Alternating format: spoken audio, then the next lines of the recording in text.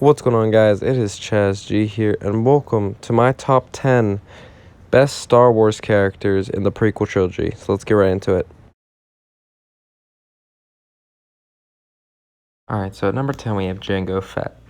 So Jango Fett was just one of those characters where you have to watch Attack of the Clones to know how good he was, if that makes sense. I know we didn't get his full potential, and I really do hope that we get to see like at least a few flashbacks in the Book of Boba. But if it wasn't for Jango, we wouldn't have had the clones. The Clone Wars wouldn't have been a thing. Boba would not have been a thing. Like, Boba, in my opinion, if Jango didn't die, I feel like they would have been a great bounty hunter duo. But Boba would always be in Jango's shadow until he inevitably retired.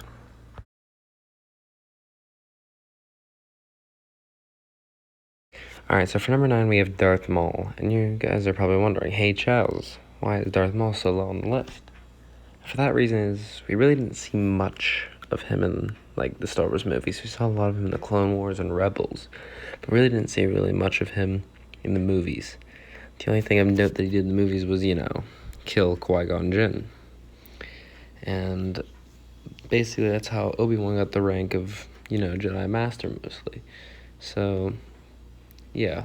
If I ever do a Clone Wars top 10 characters list, Maul will definitely be up in the top 10.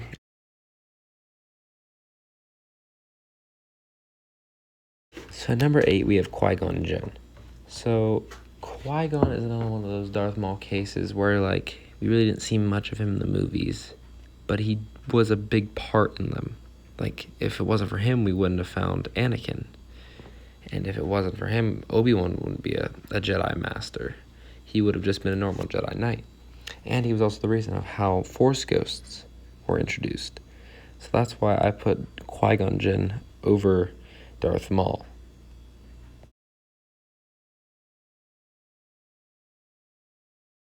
Alright, so for number 7, we have General Grievous. See, General Grievous is not one of those cases where we really didn't see much of him. He only had a few lines and, like, 2 or 3 fights in Revenge of the Sith.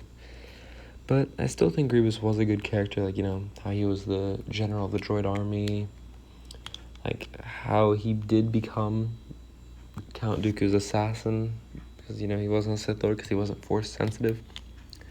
And I do like how they made him so overpowered without being a Force wielder. And he was able to kill so many Jedi.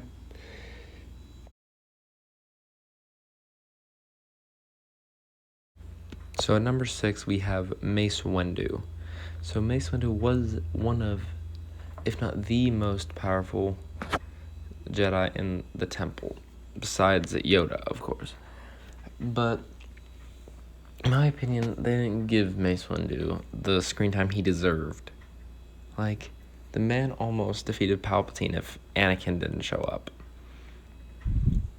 And he also killed Jango Fett, one of the best, if not the best bounty hunter in the galaxy at the time. So that's why he's ranked so high, but also not that high, because they didn't give him enough screen time.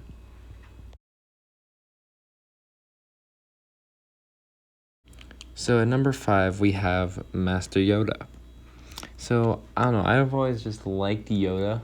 I don't know why, but Yoda is just one of those characters that you really can't forget in Star Wars, because he's been in almost every single trilogy. Well, he has been in every single trilogy, if you think about it.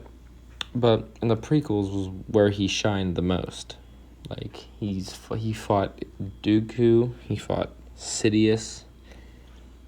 Like, those are easily the two of the strongest Sith of all time.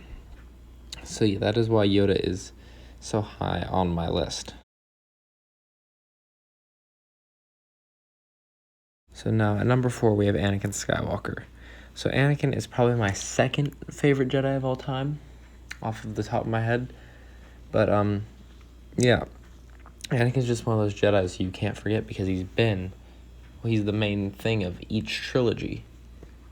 Like, in the prequels, he was the chosen one. In the original trilogy, he was, he was Darth Vader. And then in the sequels, he was Ben Solo's grandfather. So I couldn't think. But yeah, Anakin has just been like the main plot of each movie. So that's why he is one of my favorite Jedi.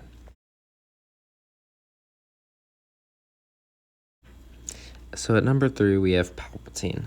So Palpatine, in my opinion, was probably the smartest person in all of Star Wars, because he fooled the entire Jedi Order, including Master Yoda.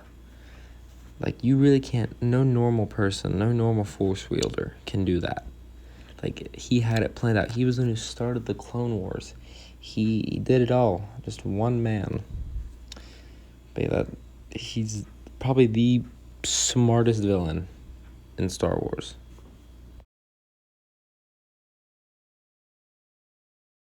So now number 2, we have Count Dooku. See, people keep saying that Count Dooku, he was weak because he lost to a 20-something-year-old Anakin. But no.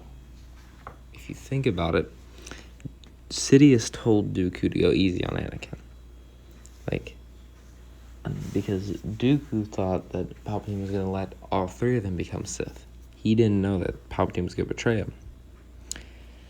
But he also did fight Master Yoda, even if he did use cheap tactics to get away. He behanded Anakin, and he defeated Obi-Wan. He is undefeated against Obi-Wan. But, yeah, I don't know. Count Dooku, to me, is probably one of the strongest Sith. And also, something I forgot to put in for the Dooku entry was, he also was one of, if not the best duelist in the galaxy. Whenever he was with the Jedi, he was the best duelist with the Jedi. Because Yoda confirmed that Dooku was the best duelist in the Jedi Order. And now, for number 1, it's obviously Obi-Wan Kenobi. Obi-Wan to me was probably my favorite character in the movies, the shows, and I can't wait for the Kenobi series to come out. But Obi-Wan was actually the best defensivist in the Jedi Order, and honestly one of the most powerful. For the midichlorian count that he had, he should have been way weaker, but he pushed himself to those limits and passed them.